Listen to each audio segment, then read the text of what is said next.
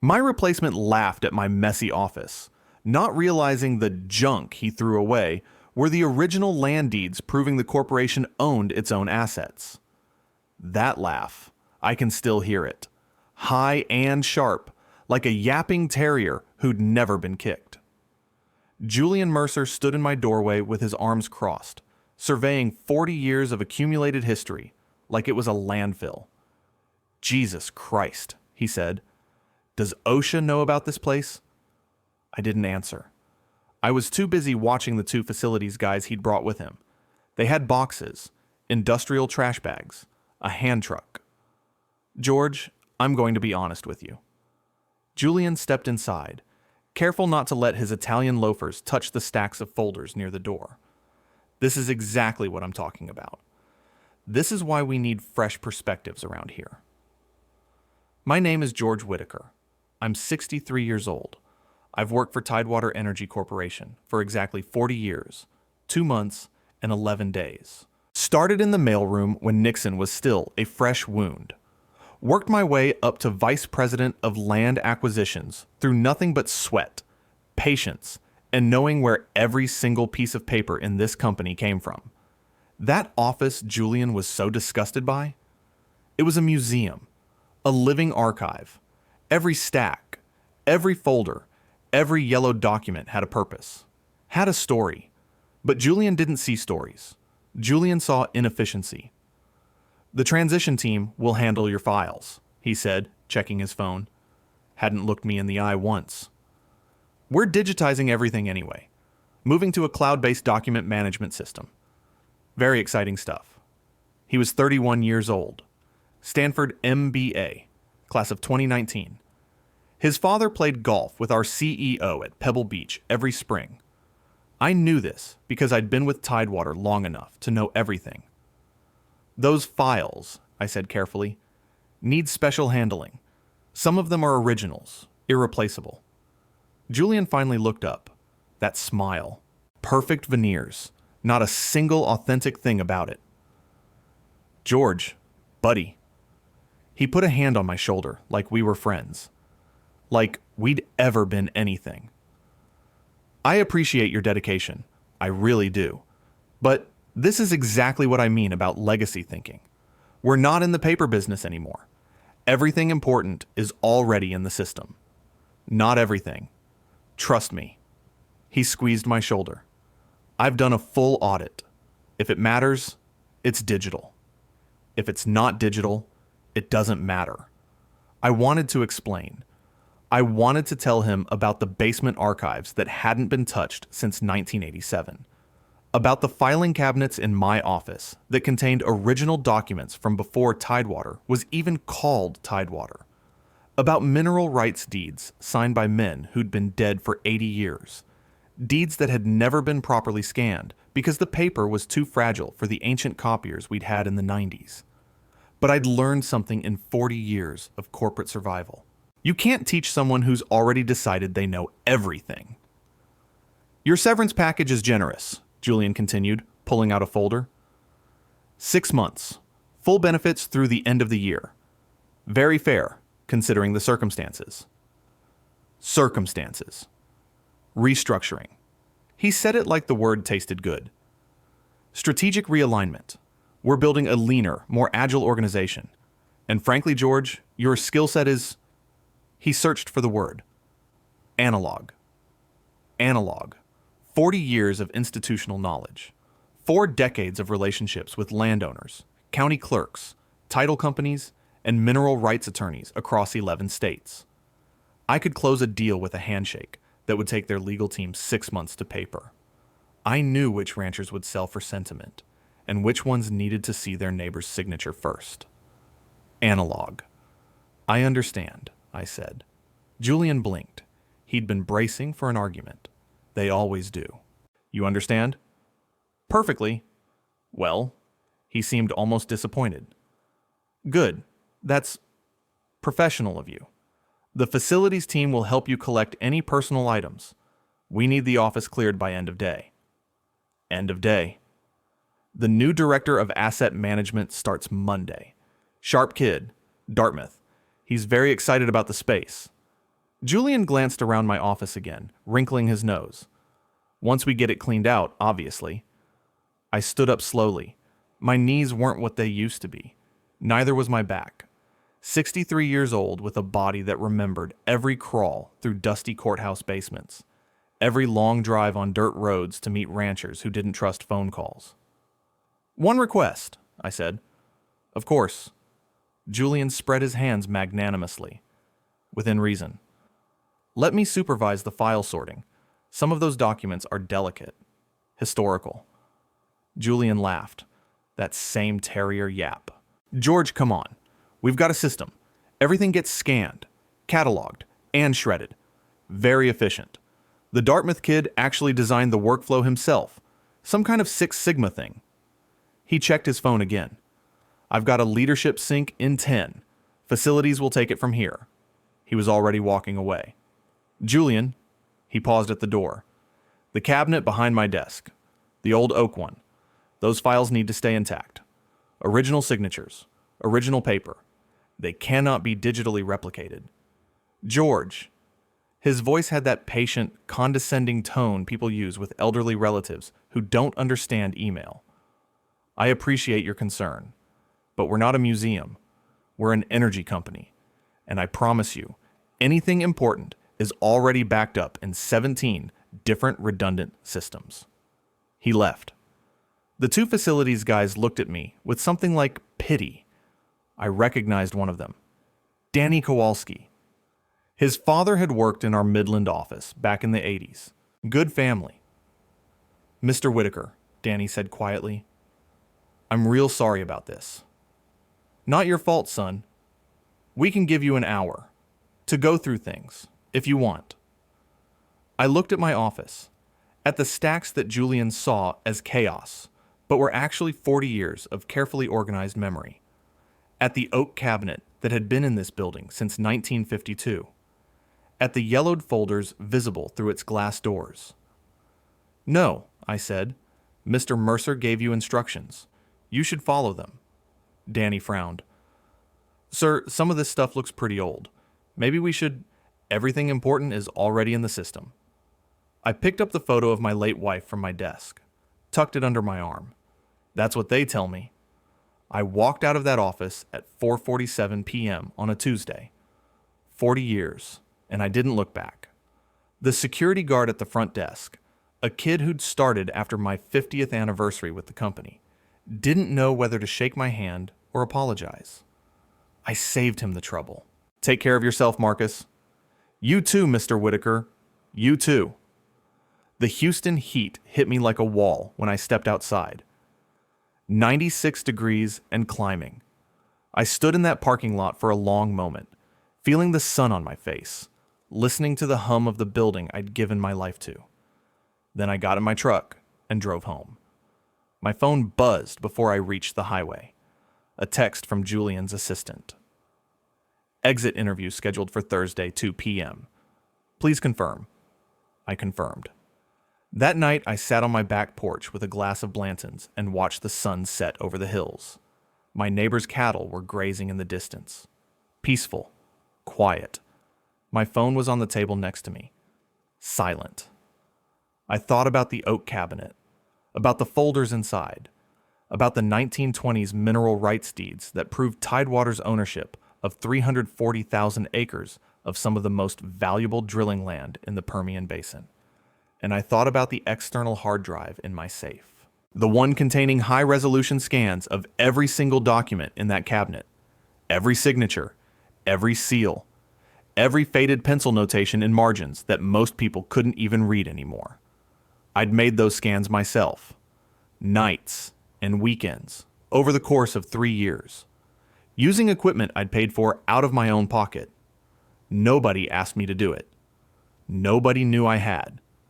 Because after 40 years, you learn something important about corporations. They don't value what they can't measure, and they don't protect what they don't understand.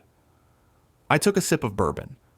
Somewhere in Houston, a facilities team was feeding irreplaceable history into an industrial shredder, and I was finally free. If you've ever had a boss who thought your experience was worthless, Hit that like button and subscribe. The first call came 3 weeks later. I was in my workshop, refinishing an old rocking chair that had belonged to my grandfather, when my phone lit up. Tidewater Energy Corporation. I let it ring through to voicemail.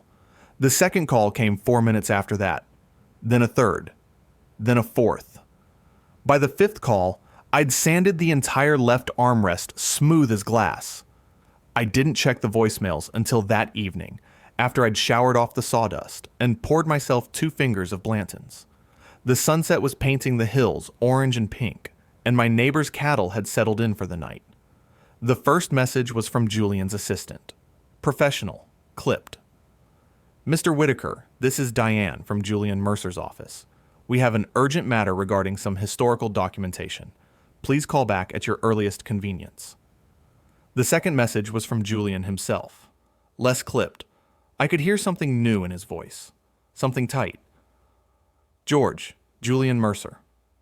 Listen, we've got a situation here, and I need you to call me back. Today. It's important.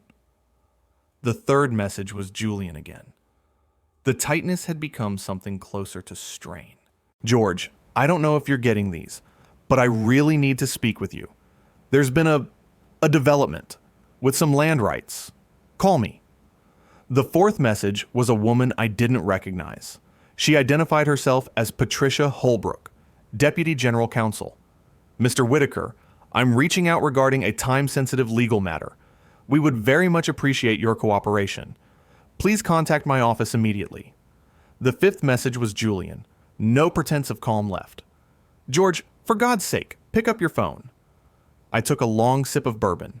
Then I deleted all 5 messages and went to bed. The certified letter arrived 4 days later. I was expecting it. Corporations always escalate to paper when phone calls fail. It's in their DNA. They think official letterhead carries weight. The letter was from Tidewater's legal department. 2 pages of carefully worded language that boiled down to a simple request. Would I please come in to discuss certain historical documents that may have been in my possession during my tenure with the company? I filed it in my desk drawer. Didn't respond. The next week, I got a call from an old colleague, Bill Hastings, senior counsel. We'd worked together for 22 years before he moved to legal. George, his voice was careful, measured. How are you doing? Fine, Bill. Enjoying retirement. That's good. That's real good. A pause. Listen, I'm not supposed to be calling you, but we go back a long way.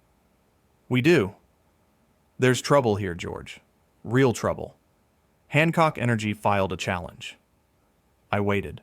They're claiming prior mineral rights on the Dawson Creek acreage, all 340,000 acres. They've got documentation going back to 1918. That's so? George, I've seen their filing. It's strong. Really strong. Original deeds. Original surveys. Chain of custody going back 100 years. Bill's voice dropped. We can't find our counter documentation. The originals. The stuff that was in your office, George. The oak cabinet. It's all gone. Shredded. That new kid, the Dartmouth one, he ran everything through some kind of efficiency protocol. Bill made a sound that might have been a bitter laugh. Efficiency. That's unfortunate. George. Bill's voice was almost pleading now. Did you... I know you. I know how careful you were. Is there any chance you might have copies? Backups? Anything? Bill, I appreciate the call, but I'm retired now. Tidewater's problems aren't my problems anymore. Silence on the line. I understand, Bill said finally. I figured. Just thought I'd ask. For old time's sake. You take care of yourself, Bill. You too, George. Click. I poured myself another bourbon and watched the cattle graze. The real entertainment started the following Monday. I'd set up a Google alert for Tidewater Energy Corporation. Just curiosity, I told myself. Just keeping track of an industry I'd spent my life in. The first headline dropped at 6:47 a.m. Hancock Energy files. Landmark challenge to Tidewater Permian Holdings. By noon, there were 14 more articles. Financial analysts were already downgrading Tidewater's stock. The Dawson Creek acreage represented roughly 18% of the company's total reserves. Losing it wouldn't just hurt, it would be catastrophic. By Wednesday, the Wall Street Journal had picked up the story. They interviewed a geology professor from UT who explained, in excruciating detail, exactly how valuable those mineral rights were. $3.2 billion by his conservative estimate. Thursday morning, Tidewater's stock dropped 11% at open. I was in my workshop, building a bookshelf for my grandson, when my phone rang again. Not a Tidewater number this time. A 212 area code. New York. I let it go to voicemail. The message was from a reporter at Bloomberg. Very polite. Very professional. She'd heard I might have information relevant to the Hancock Challenge. Would I be willing to comment? I deleted the message. Friday brought more calls. More voicemails. Julian's voice in 3 of them, each more desperate than the last. George, I know we didn't part on the best terms, but this is bigger than any personal issues. The company needs your help. George, please, I'm asking you. Whatever you want, whatever it takes, just call me back.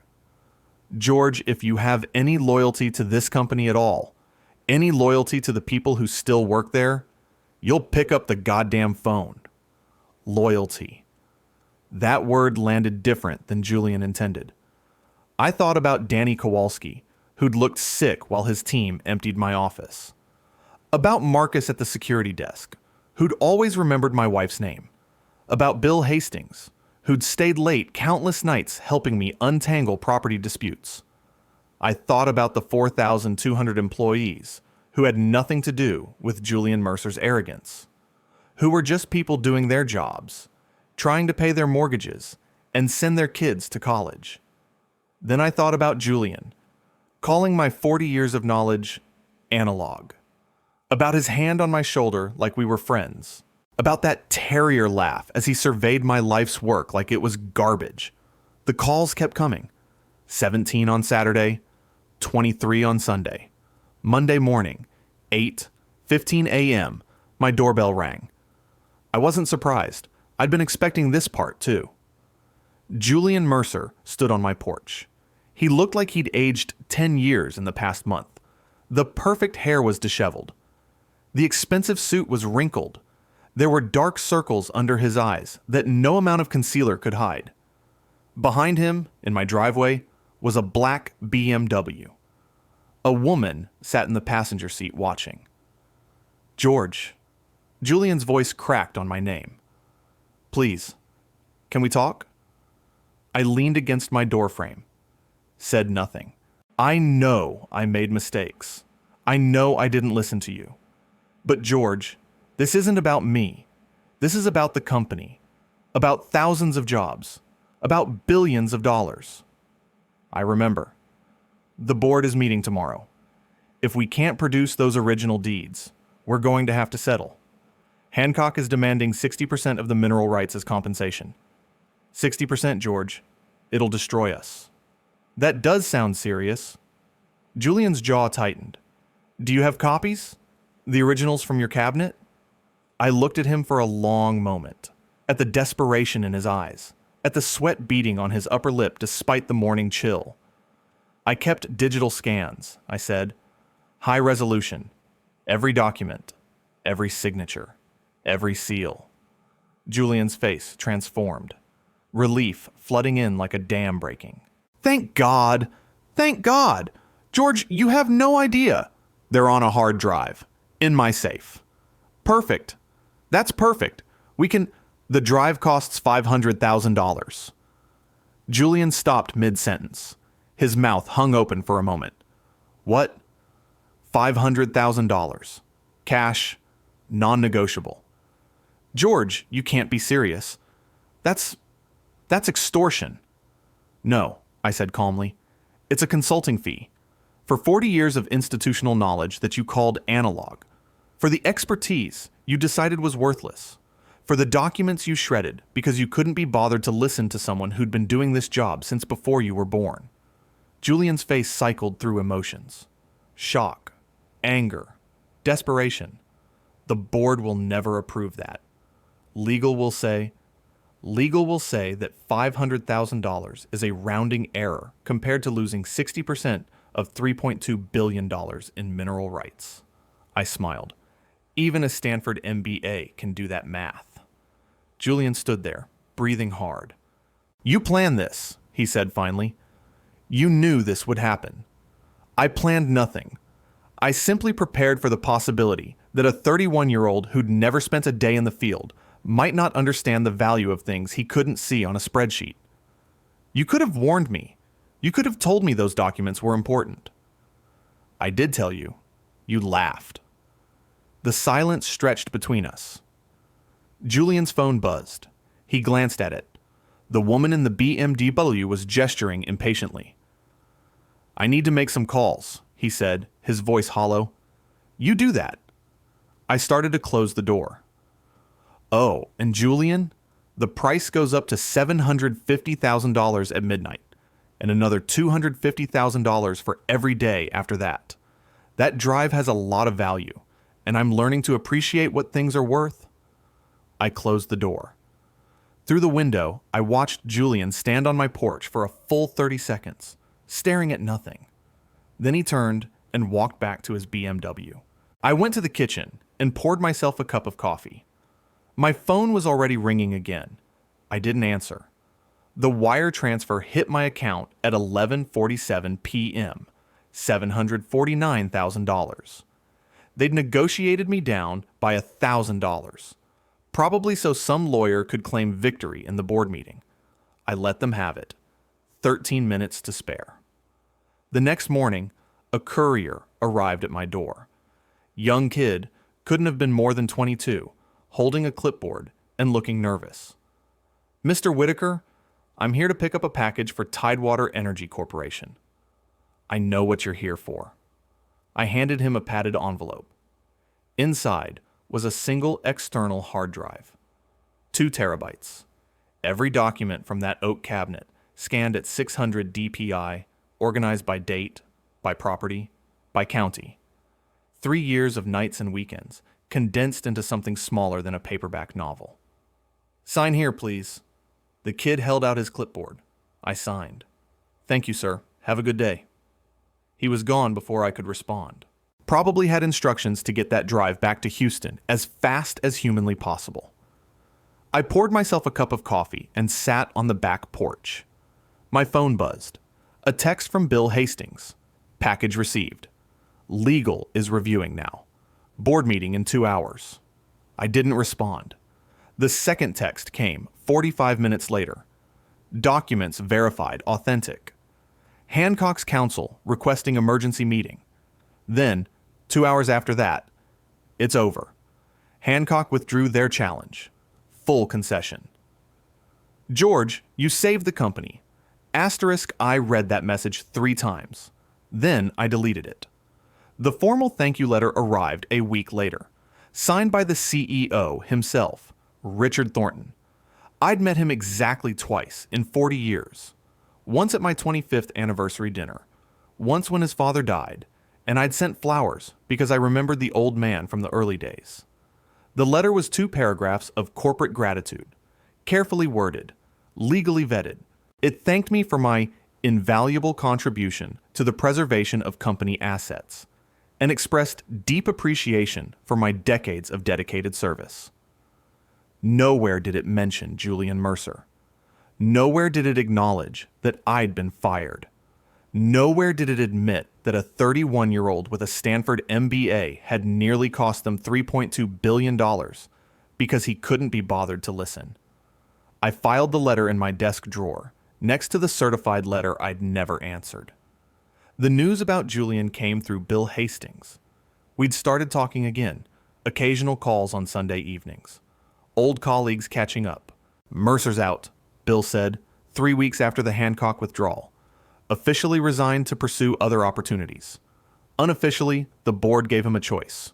Quit or be fired for cause. That so? Richard Thornton apparently tore him apart in a closed session, called it the most expensive case of arrogance in company history. Bill paused. They're saying his father's golf friendship with Thornton is the only reason he's not facing personal liability. What's he doing now? Last I heard, he's consulting. Some startup in Austin. Blockchain something. Bill made a sound that might have been a laugh. Doubt they have any oak cabinets for him to clear out. I thought about Julian's face on my porch. The desperation. The dawning realization that his entire worldview had been built on foundations he didn't understand. Couldn't have happened to a nicer guy, I said. George. Bill's voice softened. For what it's worth, I'm sorry.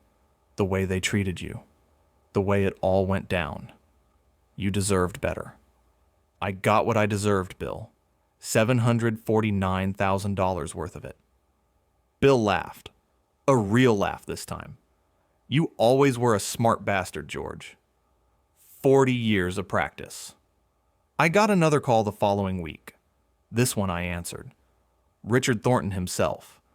First time he'd ever dialed my number directly. George, I hope I'm not interrupting. I'm retired, Richard. Nothing to interrupt. A pause. I could hear him choosing his words carefully. I owe you an apology. What happened with Mercer? The way you were let go? That never should have happened. Not to someone with your tenure, your expertise. I appreciate that. I'm calling because the board has authorized me to make you an offer. We'd like you to come back. Consulting basis. Name your rate, name your hours. We'll make it work. I looked out at the hills, at the cattle grazing in the distance, at the rocking chair I'd finished last week, sitting on the porch where my wife and I used to watch thunderstorms roll in. Richard, I spent 40 years giving that company everything I had. Missed my daughter's graduation for a closing in Odessa. Missed my wife's last good year because I was untangling a title dispute in New Mexico. Gave you my nights, my weekends, my holidays. I know, George. That's exactly why.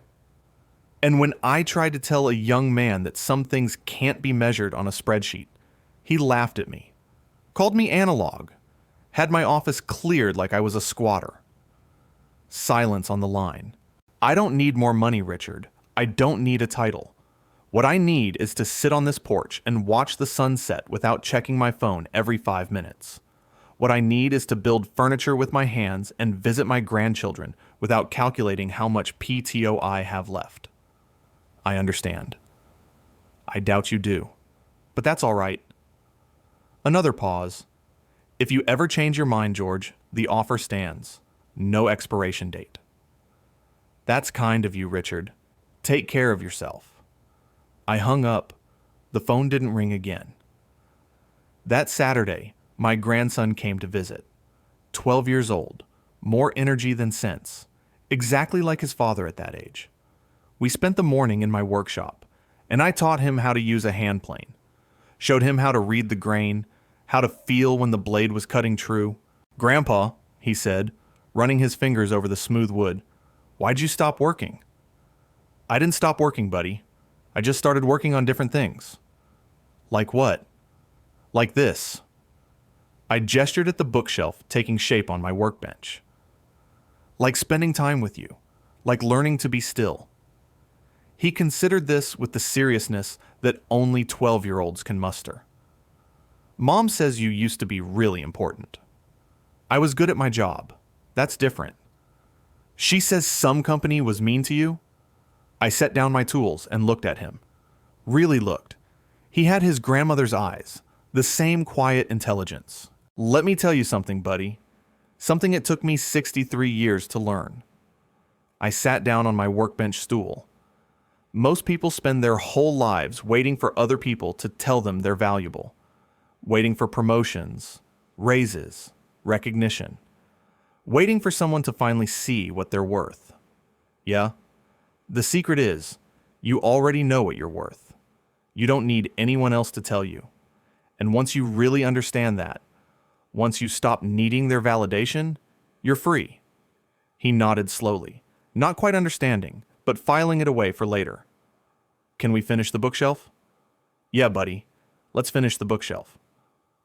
That evening, after my daughter picked him up and the house was quiet again, I sat on the back porch with a glass of Blanton's. The good stuff. The sunset was painting the hills in shades of gold and amber, and somewhere in the distance, a mockingbird was running through its repertoire. I thought about Julian Mercer, probably hunched over a laptop in some Austin co-working space, trying to reinvent himself. About Richard Thornton, still chained to a desk in a glass tower, managing crises and counting quarters. I thought about the oak cabinet, long since emptied and probably repurposed as someone's standing desk. About the yellowed papers that had been fed through a shredder by a kid with a Dartmouth degree and a Six Sigma workflow. And I thought about the hard drive that had sat in my safe for 3 years, waiting. Not because I'd planned anything, not because I'd seen this specific future coming, but because after 40 years, you learn that institutions don't remember. They don't value what they can't measure, and they don't protect what they don't understand. So you protect it yourself. The bourbon was smooth going down. The mockingbird had moved on to a new song. And for the first time in 4 decades, I had nowhere to be and nothing to prove. Sometimes the most powerful thing a man can do isn't fight. It isn't argue or explain or justify. Sometimes the most powerful thing is simply to know your worth, protect what matters, and wait for the world to catch up. They called me analog. They were right. Some things can't be digitized. Some knowledge can't be uploaded. Some value only reveals itself when it's gone. I took another sip of bourbon and watched the stars come out.